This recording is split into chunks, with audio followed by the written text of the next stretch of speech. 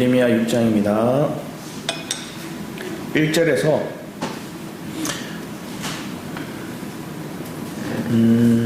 저희들 5절까지만 같이 한번 읽어보겠습니다. 예레미야 6장 1절에서 5절 말씀입니다. 같이 읽겠습니다. 예레미야 6장 1절에서 5절 시작. 베냐민 자손들아, 예루살렘 가운데로부터 피난하라. 드고아에서 나팔을 불고 베닷게름의 깃발을 들라. 재앙과 큰 파멸이 북방에서 여호와 오미니라. 아름답고 우아한 시온의 딸을 내가 멸절하리니 목자들이 그 양떼를 몰고 와서 주위에 치고 각기 그 처소에서 먹이리로다. 너희는 그를 칠 준비를 하라. 일어나라, 우리가 정오에 올라가자. 아하, 아깝다. 날이 기울어 저녁 그늘이 길었구나. 일어나라, 우리가 밤에 올라가서 그 요새들을 헐자하리라. 오늘 말씀해 보면, 지난주 말씀을 보면 먼저 이런 거예요. 하나님이 하나님만을 선택하라 했는데 하나님도 믿은 거예요. 우리 삶의 오늘날은 어떤가를 보는 거예요. 많은 이들이 나 교회 다녀요, 예수 믿어요, 나 신앙생활 하고 있어요, 봉사도 해요, 11조 잘 내고 있습니다, 주일 성수 잘하고 있습니다 말하지만 하나님도 섬기고 있고 하나님도 예배하고 있으면 그 사람들은 그 예배 시간 제외한 나머지는 뭐 하는 거예요? 다른 거를 섬기고 있는 거예요. 다른 신을 섬기고 있는 거예요. 다른 게 그 마음을 지배하고 있는 거예요. 사실은 우리가 11조의 개념, 하나님 앞에 예배 드린다는 것은 우리의 모든 물질이, 우리의 모든 삶이 하나님 것입니다를 고백하는 거죠. 그러면 나머지 10분의 9, 나머지 우리 6일의 시간은 내 멋대로 살라는 게 아니에요. 진정으로 하나님을 내가 깊이 체험하고 만나고 만진바되고 내가 그 본바 그 세계들을 살아내기를 원하시는 게 아버지 하나님의 뜻이죠.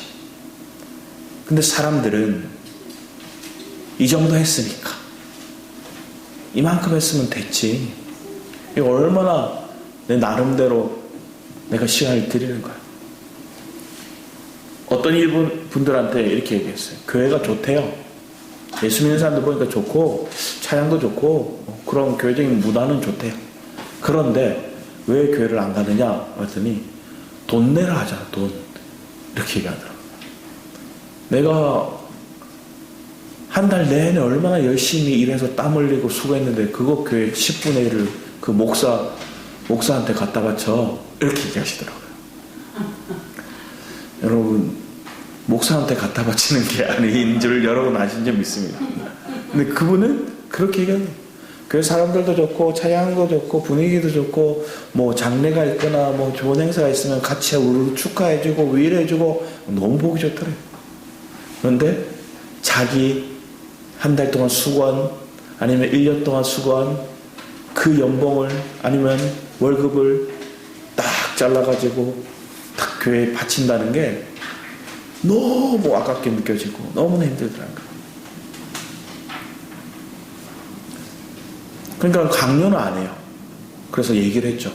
처음부터 그 강요해서 받아내려고 하는 교회는 잘못된 교회입니다. 가지 마세요.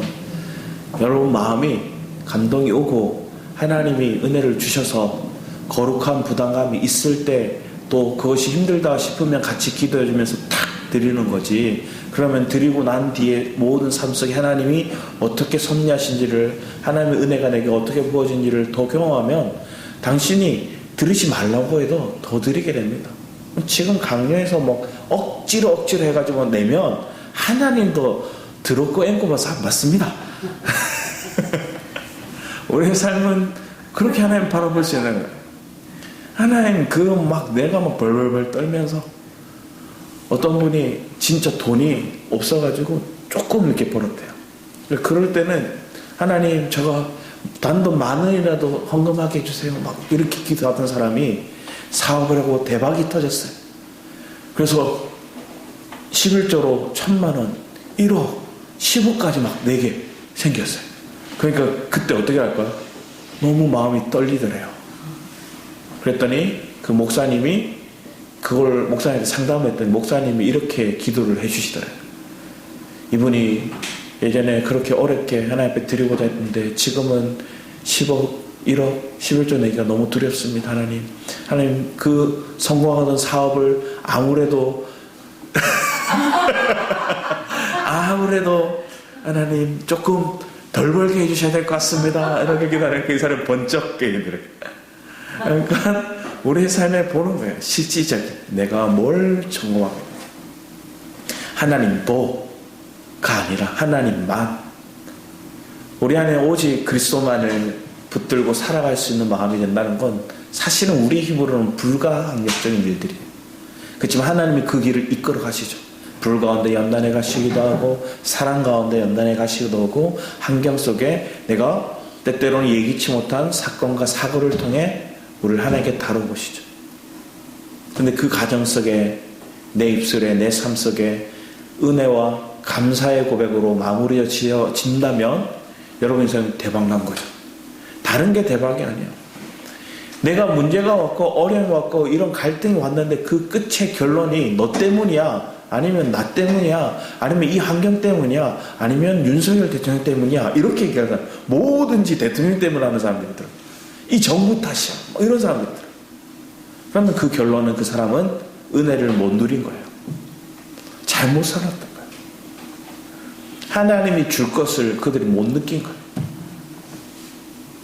하나님이 예비하신 모든 상황들 속에 우리가 감사를 할 수 있다면 그것은 우리에게 합당한 상황인 거예요.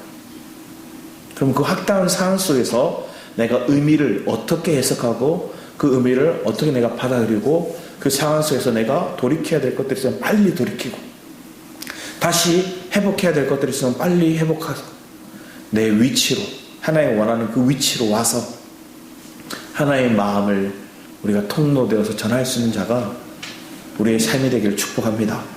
먼저 얘기를 합니다. 예루살렘 가운데부터 피난하라. 하나님이 갑자기 예루살렘에서 도망 나와라. 그곳은 이제 전쟁터가 될 것이고 황폐해질 거다. 나와. 하는 거예요. 근데 하나님이 사실은 우리 4장 말씀을 볼까요? 4장 5절 6절 말씀을 보세요. 예레미야 4장 5절과 6절 말씀에 주님 뭐라 얘기하시는 거 보세요.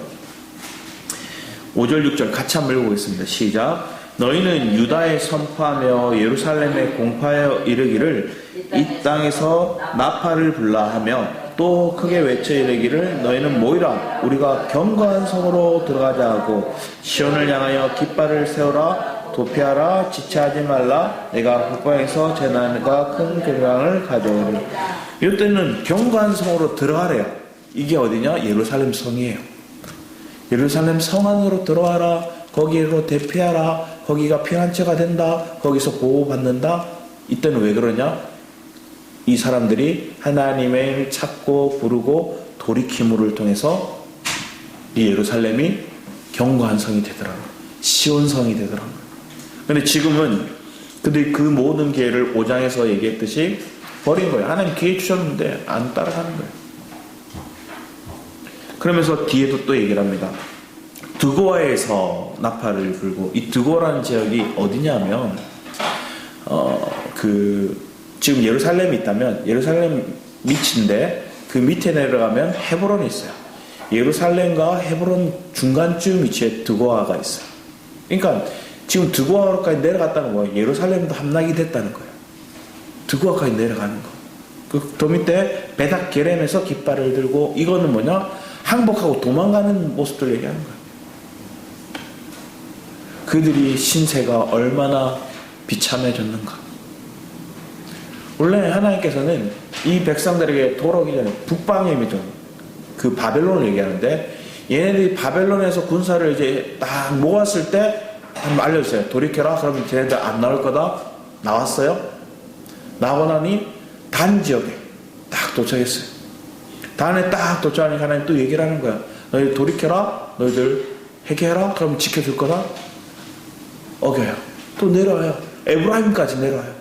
에브라임까지 위해서, 이 에브라임은 위쪽이거든요. 그 단이라는 지역은 이스라엘의 제일 북쪽에 있는 땅이고, 중간지대 쪽에서 예루살렘보다 위쪽에 있는 게 에브라임 지역인데, 에브라임 지파죠. 그거 또 서 있는 거예요. 또 기회를 주는 거예요. 돌이켜라, 돌이켜라. 하나님이 이렇게까지 계속해서 그들에게 돌이킬 수 있는 기회를 주시고 너희들에게 살 길이 있다는 걸 계속 얘기해 주시는 거예요. 근데 이 백성은 뭐랄까요? 돌이키지도 않고 하나님의 말을 듣지도 않고 피난 가려고도 하지 않고 그들은 거기에 계속 머물러 있는 거예요. 결국은 이 예레미야 4장 15절 말씀에 있거든요. 4장 15절에 단에서 소리를 선포하며 에브라임 산에서 재앙을 공포하며, 단에서도 에브라임에서도 기회를 계속 오는 거예요. 저 바벨론에서부터 시작해 쭉쭉쭉 오고 있는 가정세상에 계속 기회를 주시. 돌이켜라, 돌이켜라, 회개해라, 내게로 돌아와라, 돌아와라. 그러면 바벨론이 너희들을 침몰치 못할 거다. 심지어 예루살렘 성 앞에서 그들이 진치고 있을 때도 그렇게 하는 거예요. 근데 그들이 돌이키잖아요. 그러니 하나님이 누구 편에 서실까요? 이제는 저 적군 편에 서시는 거예요. 그 내용이 4절에서 이하 말씀이 나와요. 자, 그런데 하나님은 이걸 얘기를 하는 거예요. 재앙과 큰 파멸이 북방에서 엿보아오미라. 저 바벨론이 저 북방에서부터 저 너희들을 멸절하려고 오는 이들이 있다. 너희들 피난해라, 피난해라 얘기하는데 결국은 돌이키면 살 수 있는 거예요. 그러면서 2절에 아름답고 우아한 시온의 딸 얘기해요. 아름답고 우아한 딸. 딸에 대해서 가장 아름다운 표현, 사랑하는 표현, 애정이 담겨있고 그들을 향한 마음이 담겨져 있는 표현들을 하고 있는 거예요. 근데 그들이 아름답고 우아한 시온의 딸 해놨고 그 뒤에 뭐예요? 멸절이 나와요. 이건 뭘 얘기하느냐? 하나님의 사랑과 하나님의 공의를 얘기하는 거예요. 하나님 우리를 사랑하시지만 하나님의 공의 벗어났기에 뭐 하는 거예요? 대가를, 멸절이, 징계가 그들에게 주어지는 거예요. 너무 상반된 단어예요. 딸이 있는데 이 딸을 처음에는 우아하고 아름다운 딸이라고 얘기했다가 뒤에는 뭐예요? 멸절이 오는 거예요.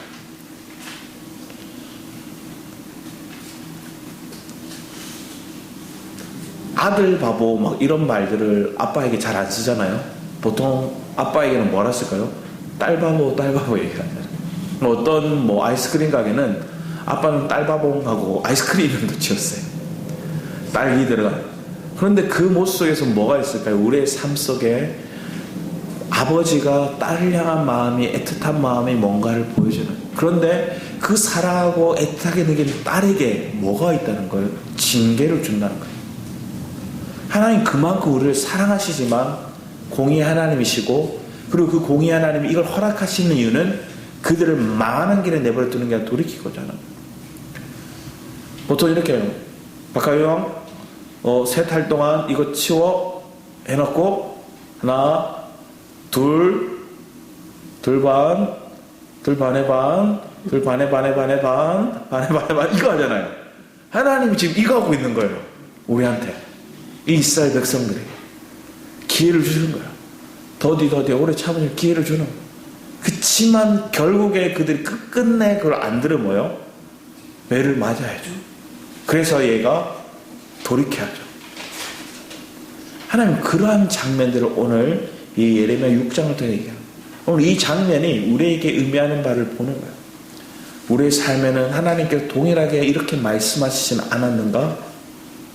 하나님께서 우리를 바라보실 때 둘 반에 반에 반, 둘 반에 반에 반에 반에 반에 반에 하나님 이걸 몇 번 하고 계신 거예요. 이걸 수없이 지금 하고 계신 거예요. 돌아와라, 돌이켜라. 자, 그런 장면이 이 앞에 9절의 내용들이라면 3절에 있는 거예요. 목자들이 그 양떼를 몰아와서, 여기서 목자들은 성경에 나오는 그런 양을 잘 돌보는 목자들이 아니라 이 침략하는 왕들, 군대의 장관들, 막 이런 사람들 얘기하는 거예요. 그러니까 침략자들을 상징하는 단어로 지금 3절에 나오는 거예요. 그래서 그들은 뭐 하는 거예요? 주의를 자기 장막을 치고 각기 그 처소를 먹이리로다. 너희는 그를 칠 준비라. 누구를? 이 적군의 수장들, 적군의 침략자들의 왕, 리더들을 얘기를 하는데 그들을 뭐 하라는 거예요? 이제 남유다를 공격할 준비를 해라. 이 얘기하고 있는 거예요. 근데 이 얘기를 누가 하고 계시냐? 만군의 여호와가 하고 있는 거예요. 분명히 다윗의 성경을 보면 만군의 여호와가 함께 하시면 모든 전쟁 승리해요. 자, 성경에 보면 뭐 열왕기 상하나 뭐 사무엘 상하의 말씀에도 보면 만군의 여호와라는 단어가 딱 나오면 그분이 뭐예요? 전쟁의 신이라는 거예요. 그 전쟁의 신이 우리 앞에 딱 서 있으면 그 전쟁은 이미 이긴 거예요. 내가 무기가 없고 군사가 없어도 이미 이긴 거예요. 만군의 여호와가 딱 앞에 서 계시면.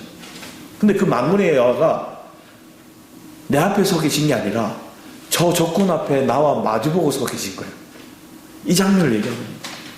그러면 그 만군의 여호와가 저편에 서서 우리를 치러오고 있는 장면을 보니까 얼마나 소스라치겠어요. 우리 가장 강력한 리더가 우리 편이 아닌 저편에 서 있어요.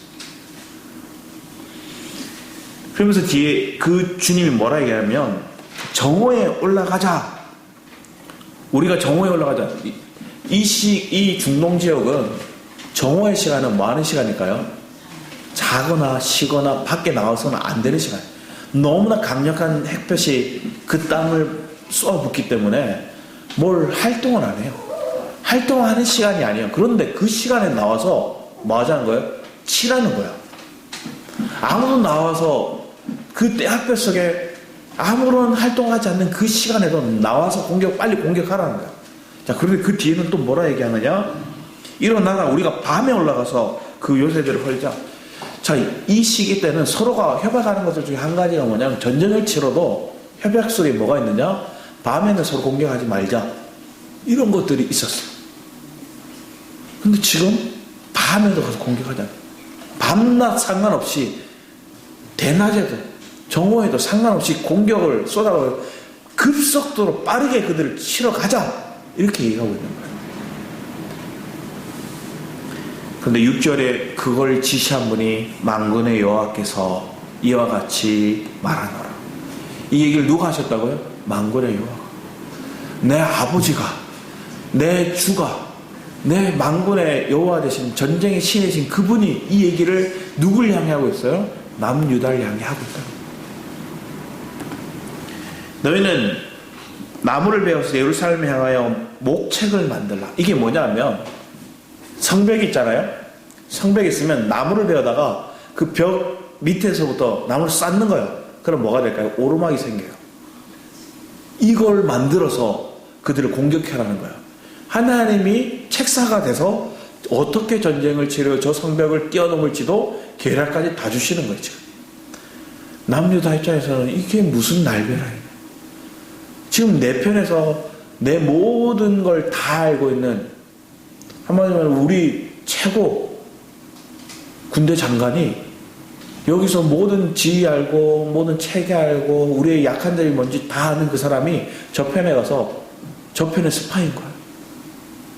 그러니까 이들 입장에서는 망연자실할 수밖에 없는 상황이 놓여지는 거야. 근데 하나는 왜 이 사랑하는 딸을 향해서, 아름답고 우아하다는 이 시온의 딸, 이 이스라엘 백성들 향해서 왜 이런 하나님의 역사가 나타나는가? 벌받을 성이라 이렇게 얘기하시네요. 예루살렘 견고한 성이 벌받을 성으로 바뀌었어요. 왜? 돌이키지 않았어. 하나님만 섬겼는데 하나님도 섬기려고 하는 거예요. 이들이 하나님 안 섬겼다는 게 아니라 양다리에 걸쳐 있는 거예요. 그 중엔 오직 포악한 것뿐이니라. 이렇게 주님의 샘이 그 물을 솟구쳐냄 같이 이렇게 막 펌프질하듯이 솟구쳐 오르듯이 뭐가 오르는 거예요? 그들의 죄가, 그들의 악이 솟구쳐 오르고 있다는 거예요. 남유다에 드러내니 폭력과 탈취가 거기에 들리며 질병과 살상이 내 앞에서 계속하느니라. 이게 하나님이 이스라엘을 징계하라는 말씀인 거예요. 하나님 이스라엘을 징계하라는 말씀인 거예요. 누구한테냐? 침략군에게 하나님 명령하신 거예요.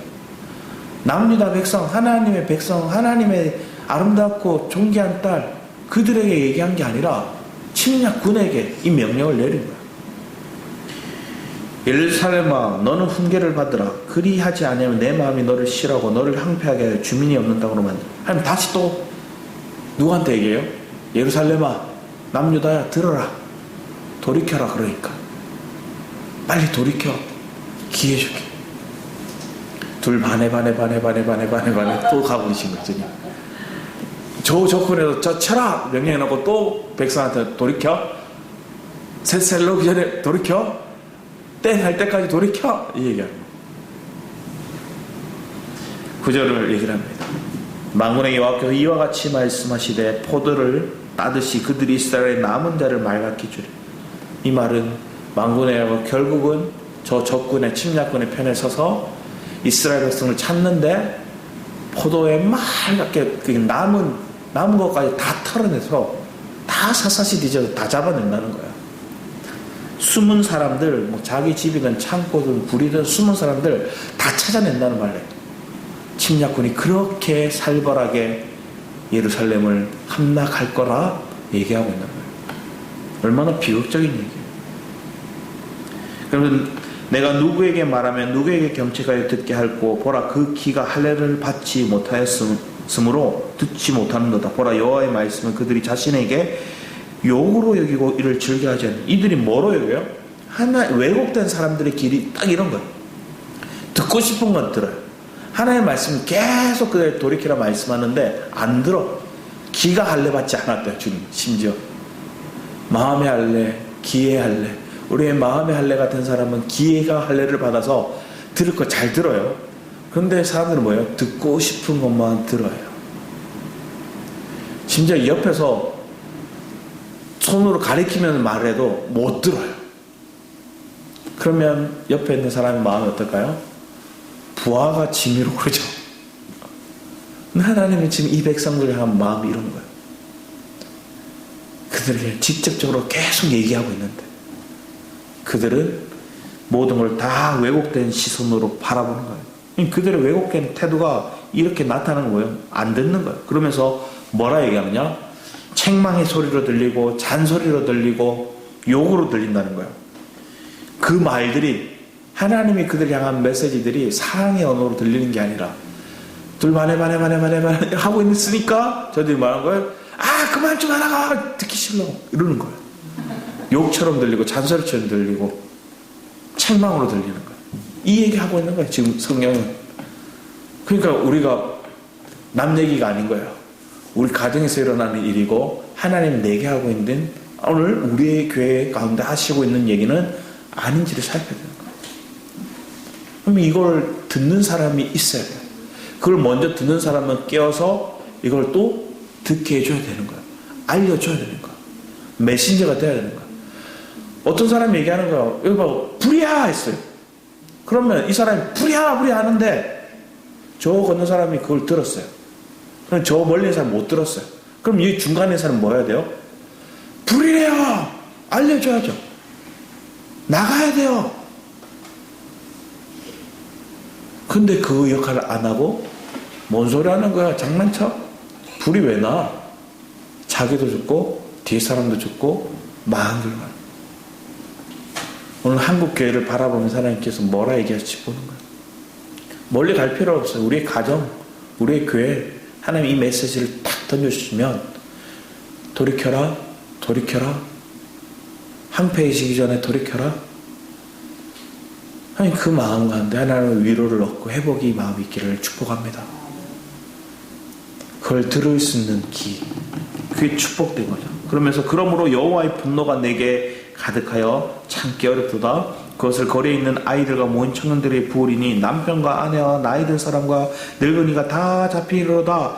내가 그 땅 주민에게 내 손을 펼 것인즉 그들의 집과 발과 아내가 타인의 소유로 이전되리라. 여호와의 말씀. 다 팔려가고 잡혀가고 내 소유는 없고 다 뺏긴다는 걸 얘기를 하는 거예요. 얼마나 비극이에요.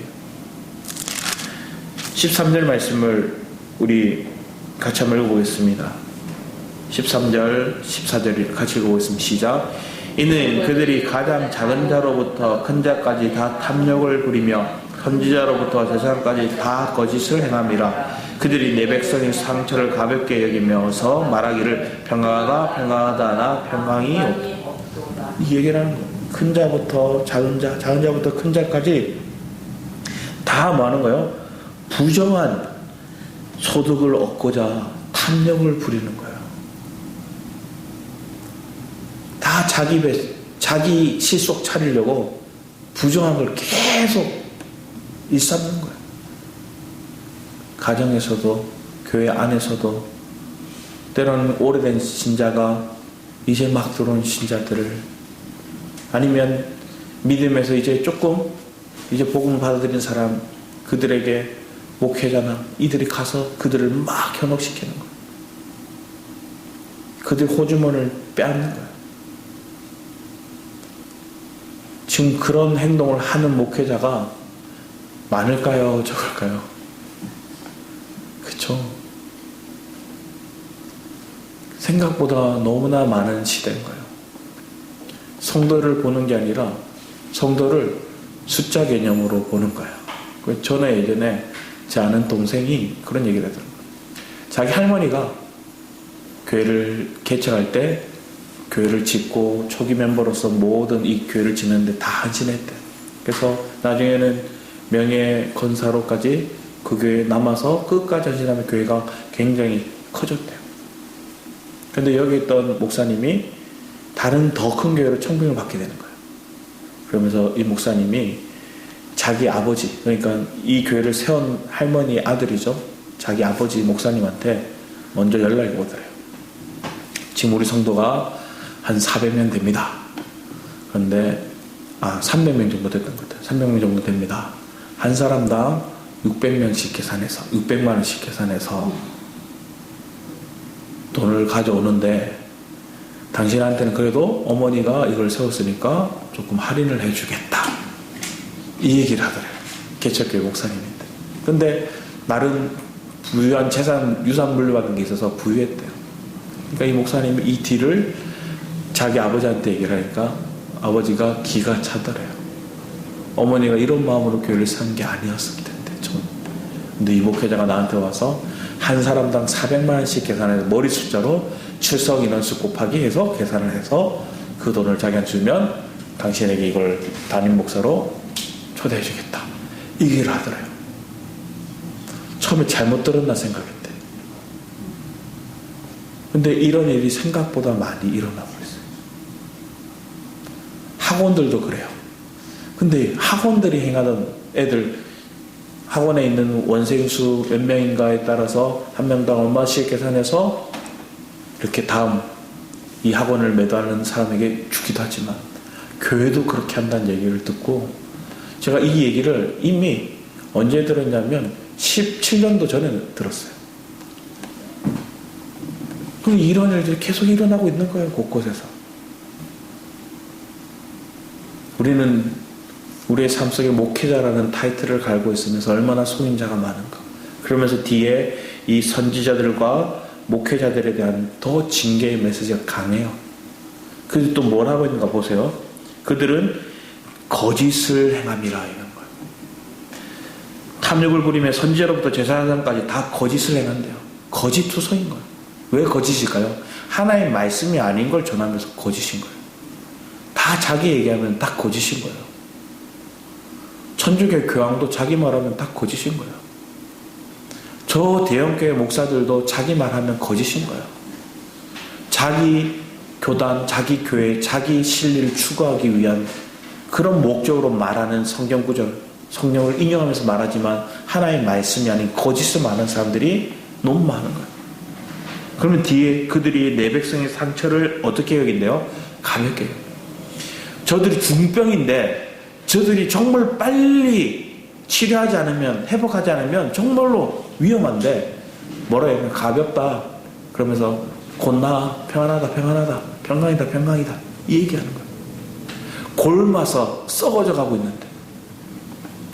제가 병원에 예전에 교통사고를 났어요. 중학교 1학년 겨울방학 때였어요. 그래서 이제 집에 가자 하는 소리를 듣고 네 하고 뛰어가다가 내리막길이 있는데 거기에 얼음이 얼었었나 봐요. 쫙 미끄러지면서 소나타 한 대가 오고 있는데 그 사이로 다리가 쑥 들어갔어요. 쑥 들어가고 무릎에 있는데도 바퀴가 막 돌면서 엄청 두꺼운 청바지인데 쫙 찢어지더라고요. 피는 안 났어요. 그 피는 외상이 없어 보였어요. 그리고 다리는 깔렸어요. 그리고 이 사람이 어느 대학 교수였던 것 같아요. 그럼 자기가 아는 데가 있다고 하면서 가까운 그 병원으로 갔어요. 그럼 의사랑 친한가 봐요. 뭐 이리저리 얘기를 하더라고요. 그러면서 엑스레이 찍고 뭐하고 가래요. 별일 이상 없으니까 집에 가라는 거야. 신고도 안 하고 가라는 거야. 의사가. 집에 왔어요. 어머니 그 말 들었으니까 뭐 잘 모르시니까 왔는데 다리가 반대편 다리보다 한 4배 이상 부어 있는 거야. 물이 차가지고. 아버지가 밤늦게 오셔서 그걸 보자마자 너무 놀라셔가지고 이러고 있는데 이걸 두고 있냐고 해서 당장 다른 병으로, 동마산 병으로 갔어요. 가서 봤더니 의사가 깜짝 놀라면서 하루만 지나서 왔으면 다리 잘라내야 된다고, 큰일 날 뻔했다고. 이만한 주사기 있잖아요. 이걸 물을 한 7병을 뺐어요. 이렇게 주사기로. 이게 썩어서 골마서 큰일 나는데 이걸 그냥 가라고 했다고 막 하는 거예요. 그러니까 거기서는 저를 사고를 낸 그 교수가 앞에 사고 내는 거예요. 사고 내서 보험 처리하기가 그런 거예요.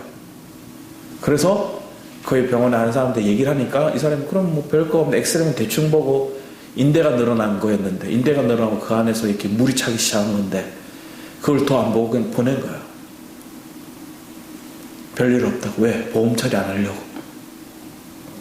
결국은 그거를 다시 그 사람한테 연락을 했죠. 연락처를 줬으니까. 했더니 그 사람이 찾아왔더라고요. 딱 한 번 찾아왔어요. 근데 어떻게 하냐면 그 검은색 봉지 있잖아요. 건지에 봉봉이랑 쌕쌕이랑 2개 넣어서 이렇게 들고 왔더라고요. 주고 가더라고요.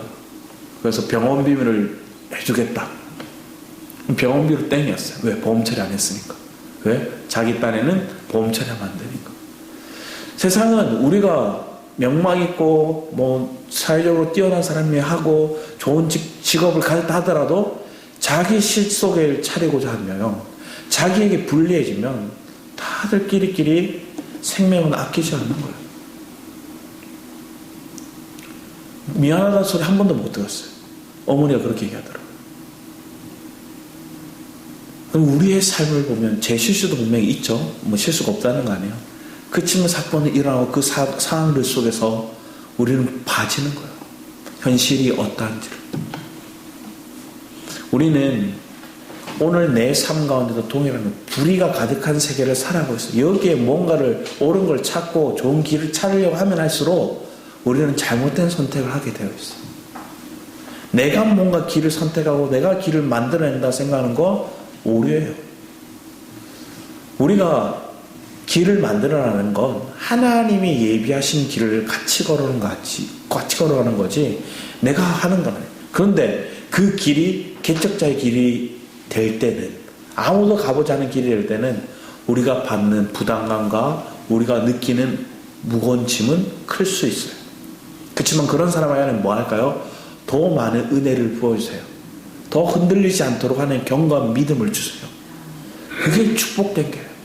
오늘 예배될 이 자리에 모여서 함께 예배하고 이 시간 영상으로 예배드리는 여러분의 삶 속에 이 마음의 길을 한번 걸어가게 하신다면 하나님 감사합니다 고백해야죠. 내가 잘나서 예배를 드리는 것도 아니고 내가 잘나서 남들보다 뛰어난 삶을 사는 것도 아니고 하나님 은혜 부어주셨고 하나님 능력 주셨고 하나님 세임 주셨기에 오늘도 예배의 자리로 하나님을 더 선택하는 자리로 하나님을 더 알고자 하는 믿음의 길 위에 내가 서 있습니다. 그게 복된 거예요.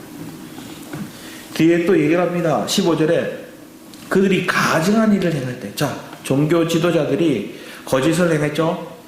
백성들의 상처를 가볍게 여기고 평강이라 얘기했죠. 또 그들은 뭐예요? 가증한 일을 행할 때 부끄러워하였느냐? 아니라 조금 더 부끄러워요. 그들은 가증한 일을 행하고 말도 안 되는 말도 안 되는 행동을 해놓고 부끄러워하지 않는 거예요. 오늘 한국 교회 목회자들 엄청난 이슈들 많아요. 이슈들 터졌는데 얼굴에 이렇게 대단하세요. 자기가 안 했다 그러고 그거 아니라 얘기를 하면서 거짓말을 반복듯이 하면서 가정한 일을 해가면 부끄러워하지 않는다는 거예요. 하나님이 이렇게 말씀하시면 안 됐어요. 그러면 하나님 팔아먹고 안 됐는데 또 번번에 또 하나님 얘기를 해요. 자기가 하나님 앞에 잘못 받았다, 하나님 앞에 내가 들은 게 없이 했다, 이걸 얘기해야죠. 내가 잘못 오류했다. 근데 그 말을 하잖아요. 그리고 하나님을 파는 거예요. 뒤에 또 얘기를 합니다. 얼굴도 붉어지지 않았느냐. 그러므로 그들이 엎드러지는 자와 함께 엎드러지고 그들을 벌하리니 그들 때에 그들이 거꾸러지리라. 더 강한 거꾸러짐과 매맞음과 헐벗음이 그들 가운데 있을 거라고 하나님이 강하게 메시지합니다. 자, 16절은 같이 한번 읽어보겠습니다. 시작. 여호와께서 이와 같이 말씀하시되 너희는 길을 서서 보며 옛적 길 곧 선한 길이 어디인지 알아보고 그리로 가라. 너희 심령이 평강을 얻으리라 하나 그들의 대답이 우리는 그리로 가지 않겠노라. 평강의 길이라는 게 다 예배하셔서 이 길로 가라. 옛적 길로 가라. 믿음의 길로 가라. 이 길 가면, 주님과 함께 가면 평강이 진짜 평강이에요. 저 거짓 종교 지도자들의 평강하다 말이 평강이 아니라 하나님의 메시지에 따라 그 길을 가면 내 평강이다. 돌이키고 회복의 길로 가라. 근데 우리는 그 선택을 하지 않는 거예요. 우리 마태복음 11장 29절 말씀 잠시 볼까요? 28절에서 29절 말씀을 같이 한번 읽어보겠습니다. 마태복음 11장 28, 29절 말씀입니다. 마태복음 11장 28절, 29절. 마태복음 11장 28, 29절 같이 한번 읽겠습니다.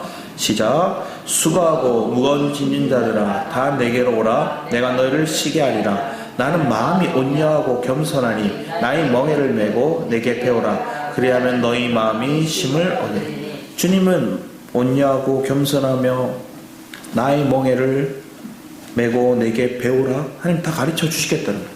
말씀과 믿음으로 그들 가운데 다 그들에게 가르쳐 주며 참된 안식할 수 있는 길로 너희들을 쉬게 하리라. 지금 말씀하셨어요. 근데 그들은 뭐예요? 자기가 스스로 멍에를 메고 자기가 스스로 열심히 살아가고 있고 하나님의 말씀을 참된 안식이 되시고 참된 위로가 되시고 온유하신 그분을 찾는 게 아니라 자기 멋대로 하는 거예요. 주님께로 가면 우리가 그 마음이 평강을 얻는데 쉼을 얻는데 그래서 벗어난 길을 가는 거예요. 자, 지금까지 흐름 속에서 하나님이 이렇게 얘기했어요. 이 장면들을 보면 하나님 지금 때리기를 기뻐하시는 걸까요? 돌이키게 하시는 게 기뻐하실까요? 그쵸? 계속 돌이키려고 하는 거야. 하나님 자꾸만 돌이키게 하는 거예요. 하나님은 계속해서 기회를 주시는 것처럼 보여요. 계속해서 그들의 해결을 촉구하는 것처럼 보여요. 근데 하나님이 왜 그럴까요? 즉시 심판하지 않고 왜 하나님께는 계속 미적미적거리실까요? 하나님께는 왜 이것을 그 뛰어나고 논리적이고 온전하신 분이 왜 이렇게 미적미적 논리적이지도 않고 계속 그들에게 기회를 둘 반에 이걸 하고 계실까요? 논리적이지가 않잖아요. 하나님 이제 셋하세요. 우리 뭐 그냥 혼내세요. 그러면 되는데. 그런데 그렇게까지 이 백성들을 기회를 주시는 이유는 자, 이들의 죄의 문제는 이들이 해결할 수 없어요. 누가 해결하셨어요? 예수 그리스도가. 예수 그리스도가 온 인류의 과거에서부터 현재 미래까지 모든 인류의 죄를 다 짊어지고 죽으셨어요. 그걸 그 어린 양신 그분이 그걸 다 감당하실 걸 하나님은 아세요. 그 예수 그리스도의 십자가의 능력이 이 죄의 문제를 대가를 다 지불할 걸 아세요. 이들이 지금 당장 이 대가 지불을 하지 않더라도 이들의 대가 지불은 그리스도가 하실 것들을 알고 계세요. 우리 로마서 3장을 볼까요? 로마서 3장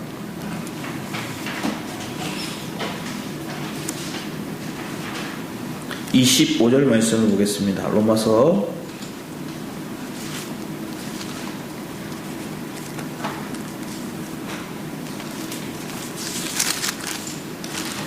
3장 25절 같이 한번 읽겠습니다. 시작. 이 예수를 하나님이 그의 피로써 믿음으로 말미암는 화목제물로 세우셨으니 이는 하나님께서 길이 참으시는 중에 전에 지은 죄를 간과하심으로 자기의 의로우심을 하나님이 얘기하세요. 이들의 죄, 예수 그리스도 십자가의 죽으심을 통해서 전에 지은 과거의 죄들도 다 간과하시니라. 우리의 삶 속에 이게 있었고 지금 이스라엘 백성도 이게 있기에 하나님께서는 둘 반에 이걸 하고 계십니다. 기다리고 계십니다. 돌이켜라. 그런데 그걸 하나님 오늘도 우리에게 또 아직 믿지 않는 저들에게 하고 계신 거예요. 그럼 저들이 뭐 하면 돼요? 예수 그리스도를 믿기만 하면, 십자가의 은혜를 그들이 누리기만 하면, 십자가의 죽음과 부활을 그들의 삶 속에 적용하기만 하면 그들은 저와 상관이 없는 거예요.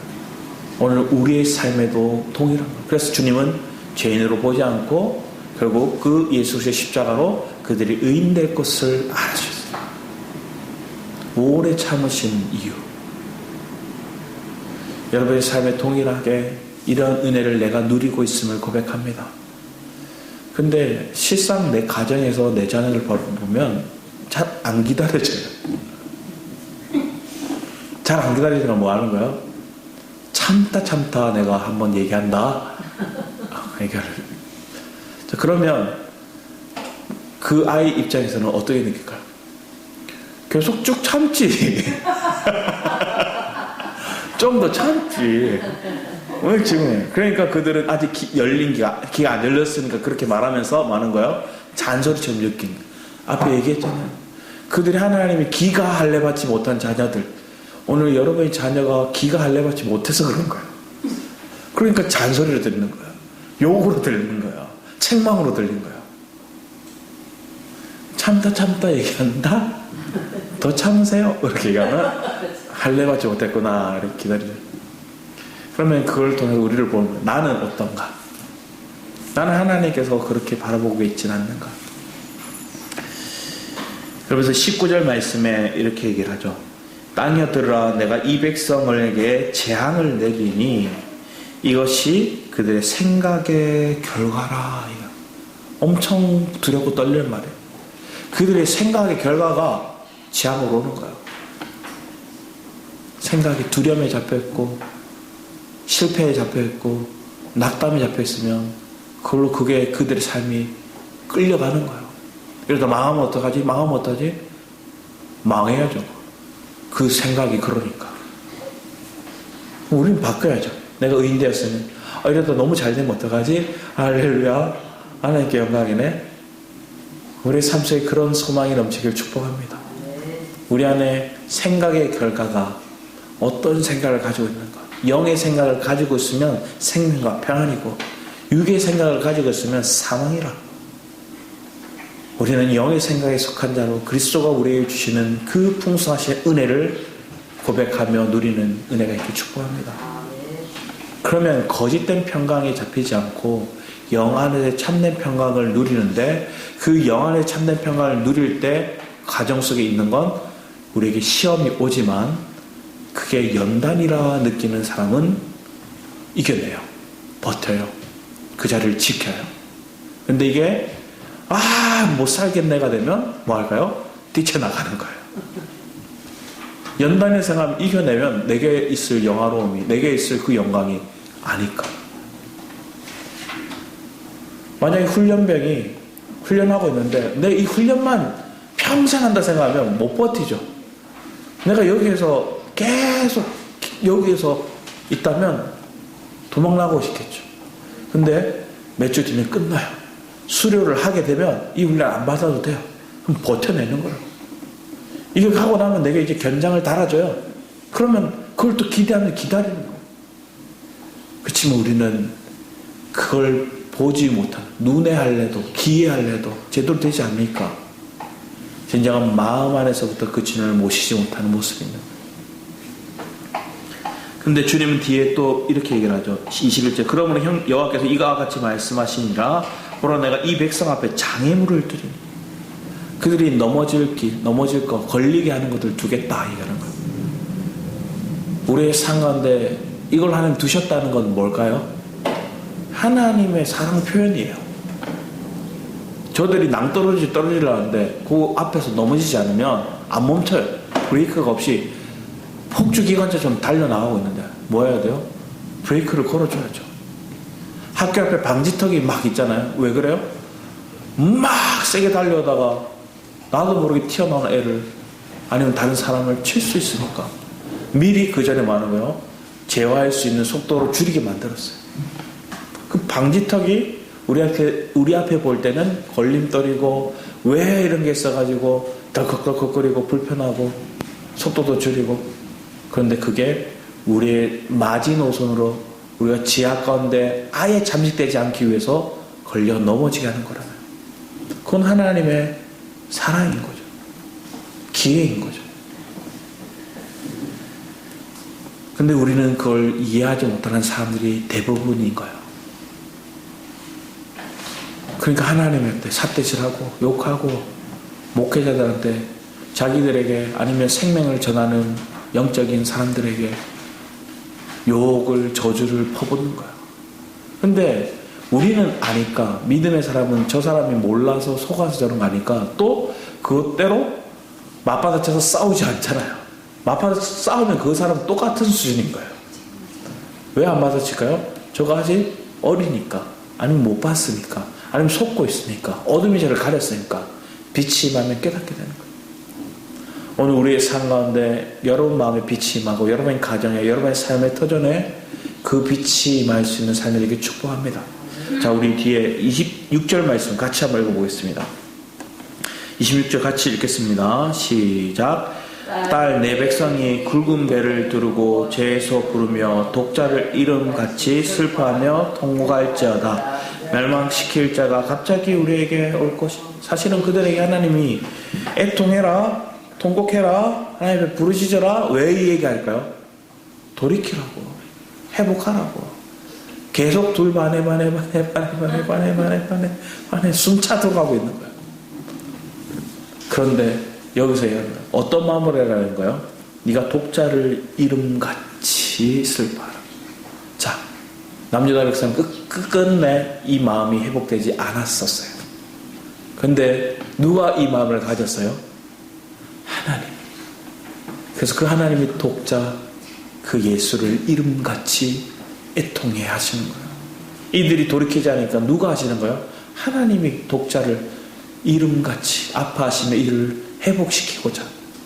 그래서 그 독자 예수 그리스도의 십자가의 죽으심이 이들에게 기회를 주는 거예요. 하나님 그걸 다 하셨어요. 27절 말씀에는 누구한테 하는 얘기냐면 예레미야한테 하는 얘기예요. 내가 이미 너를 내 백성 중에 망대와 요새로 삼아 하는 거예요. 여기서 영어 버전에 보면 이렇게 Oh my people 이렇게 적혀있어요. 오 나의 사람아, 내 백성아, 오 내 사람, 너 한 사람밖에 안 남았다. 너 한 명밖에 안 남았다. 예레미야야, 이 얘기를 하고 있는 거예요. 내가 너를, 이들을 테스트하는, 이를 시험하는 점검자로 너를 세울게. 그들의 길을 알고 살피게 하여 내가 너희들이 그들의 길을 네가 살피게 할게. 네가 점검해봐. 네가 저들을 한번 살펴봐. 예레미야에게 이 메시지를 주는 거예요. 그들은 다 반역자며 비방하며 돌아다니는 자며 그들의 녹과 철이며 다 사악한 자라. 풀무불에 맹렬히 불면 그 불에 납이 살라져야 단련한 자의 일이 헛되게 됨이라. 이와 같이 악한 자가 제거되지 아니하나니. 잠언 17장 3절 말씀에 보면 하나님은 은을 단련하고 못옷을 단련하는 연단을 얘기하는데 그 연단, 단련, 그 상황 속에서 뭘 단련하냐면 우리의 마음을 단련해라 얘기해요. 다른 쇠, 금 이걸 단련하는 게 아니라 우리의 마음을. 그리고 우리 고린도전서인가요? 고린도전서 3장, 우리 고린도전서 3장 말씀 잠깐 보겠습니다. 고린도전서 3장